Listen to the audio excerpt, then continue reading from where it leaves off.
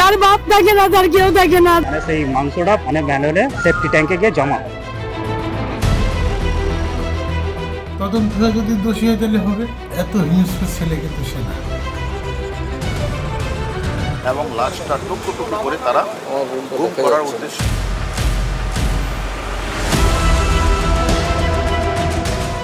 এখনো রহস্যের পর রহস্যে ঘেরা ঝিনাইদহ ৪ আসনের সংসদ সদস্য আনোয়ারুল আজিম আনার হত্যাকাণ্ড।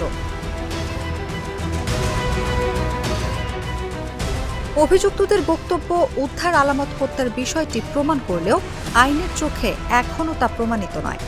ফলে এমপি আনার হত্যার ঘটনায় করা মামলা নথিভুক্ত হয় অপহরণ মামলা হিসেবে।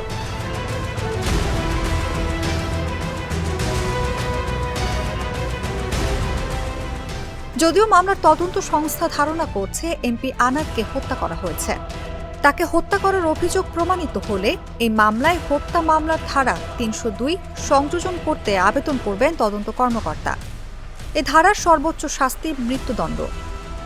তবে হত্যা প্রমাণ না হলে এটি থাকবে অপহরণ মামলা, যার সর্বোচ্চ শাস্তি যাবজ্জীবন কারাদণ্ড। গত ২২ মে সন্ধ্যায় রাজধানীর শেরেবাংলা নগর থানায় মামলা করেন আনোয়ারুল আজিম আনারের মেয়ে মুমতারিন ফেরদৌস ডরিন। আমি প্রকাশ্যে তাদের মৃত্যু দেখতে চাই। আমাকে এভাবে এতিম করে দিল আমার বাবা। মামলাটি করা হয় দণ্ডবিধির ৩৬৪/৩৪ ধারায়। মামলার বিষয়ে ওই দিন শেরেবাংলা নগর থানার ভারপ্রাপ্ত কর্মকর্তা মোহাম্মদ আহাদ আলী জাগো নিউজকে বলেন, সংসদ সদস্য আনোয়ারুল আজিম আনারের মেয়ে মুমতারিন ফেরদৌস ডরিন হত্যা মামলা করেছেন। মামলায় কোনো আসামির নাম উল্লেখ করা হয়নি, সবাইকে অজ্ঞাত পরিচয় হিসেবে দেওয়া হয়েছে। এখন তদন্ত করে আসামিদের আইনের আওতায় নিয়ে আসা হবে। মামলার পর হত্যাকাণ্ডে জড়িত থাকার অভিযোগে ৩ জনকে গ্রেফতার করেছে পুলিশ। গ্রেফতাররা হলেন সৈয়দ আমানুল্লাহ আমান ওরফে শিমুল ভুইয়া, ফয়সাল আলী সাজি ওরফে তানভীর ভুইয়া ও শিলিস্তি রহমান। গ্রেফতাররা হত্যাকাণ্ডের বিষয়ে ভিন্ন ভিন্ন তথ্য দিয়েছেন বলে জানা গেছে। এমনকি মরদেহের খোঁজ যেন না মেলে সেজন্য গ্রেফতাররা এক এক সময় এক এক ধরনের তথ্য দিচ্ছেন বলে জানিয়েছেন তদন্ত সংশ্লিষ্টরা। হত্যার ঘটনা তদন্তে এবং ভারতের আইনশৃঙ্খলা বাহিনীর সহায়তায় এমপি আনারের মরদেহ উদ্ধারে কলকাতা গেছে ডিবির ৩ সদস্যের একটি দল। এতে নেতৃত্ব দিচ্ছেন ঢাকা মহানগর গোয়েন্দা পুলিশের অতিরিক্ত কমিশনার মোহাম্মদ হারুনুর রশিদ।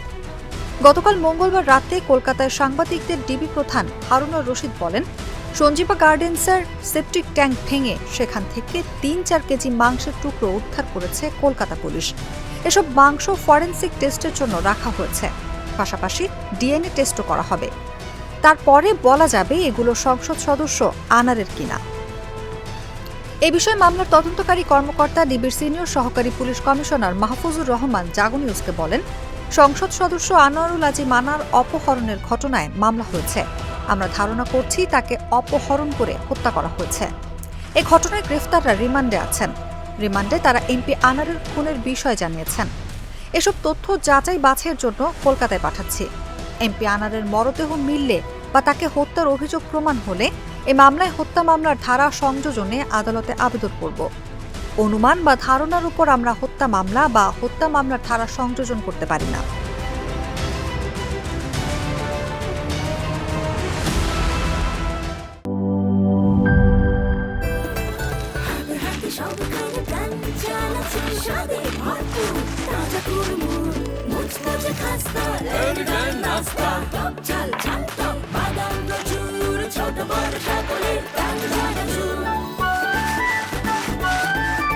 স্বাদে ভরপুর প্রাণ চানাচুর।